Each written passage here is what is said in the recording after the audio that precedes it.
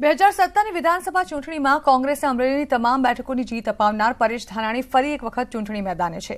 ભાજપના નારણભાઈ કાછડિયા સામે કોંગ્રેસે પરેશ ધાનાણીને મેદાને ઉતારી ભાજપની મુશ્કેલી વધારી દીધી છે। બંને પાટીદાર નેતાઓ સામસામે આવી જતા લોકસભા ચૂંટણી અમરેલી બેઠક હાઈ વોલ્ટેજ બની રહેશે। અમરેલી પાટીદાર આબાદી ધરાવતો વિસ્તાર। અહીં પાટીદાર વોટ બેંક ચૂંટણીમાં નિર્ણાયક બની રહે છે। 2019ની લોકસભા ચૂંટણીમાં પણ આ બેઠકનો રોમાંચ વધી ગયો છે, કેમ કે ભાજપે વર્તમાન સાંસદ નારણભાઈ કાછડિયાને ટિકિટ આપી છે, તો કોંગ્રેસે પરેશ ધાનાણીને મેદાને ઉતાર્યા છે।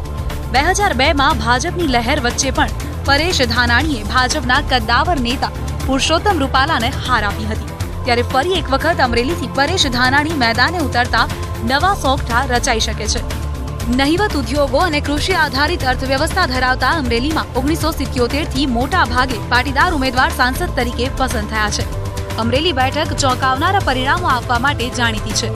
વર્ષ 2014માં મોદી લહેરમાં ભાજપના ઉમેદવાર નારણભાઈ કાછડિયા સળંગ બીજી ટર્મ માટે 1,56,232 મતથી વિજયી બન્યા હતા, પરંતુ 2015માં જે રાજ્યમાં પાટીદાર આંદોલનને વેગ પકડ્યો તેમાં સૌથી સક્રિય અમરેલી હતું।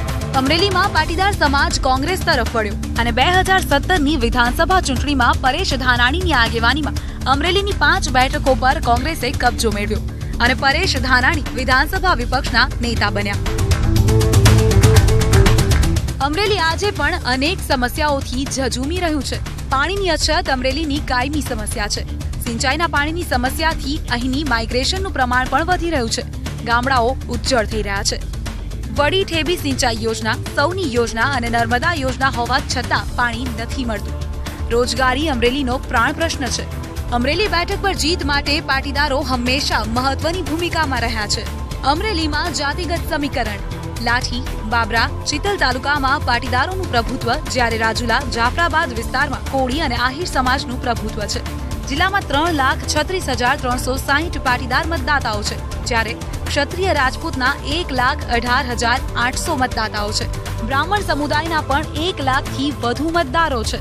જો વર્તમાન સાંસદ નારણભાઈ કાછડિયાના 5 વર્ષના રિપોર્ટ કાર્ડ પર નજર કરવામાં આવે તો કાછડિયા મત વિસ્તારમાં સક્રિય નથી જોવા મળ્યા। 2017માં ચૂંટણી પ્રચારમાં પણ તેમની નિષ્ક્રિયતા ઉડીને આંખે વળગે તેવી હતી।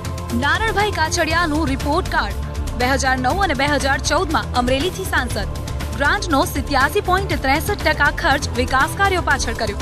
5 વર્ષમાં લોકસભામાં 92% હાજરી હતી, જ્યારે 128 વખત સંસદની ચર્ચામાં ભાગ લીધો, જ્યારે 5 વર્ષમાં સંસદમાં 718 જેટલા સવાલ પૂછ્યા।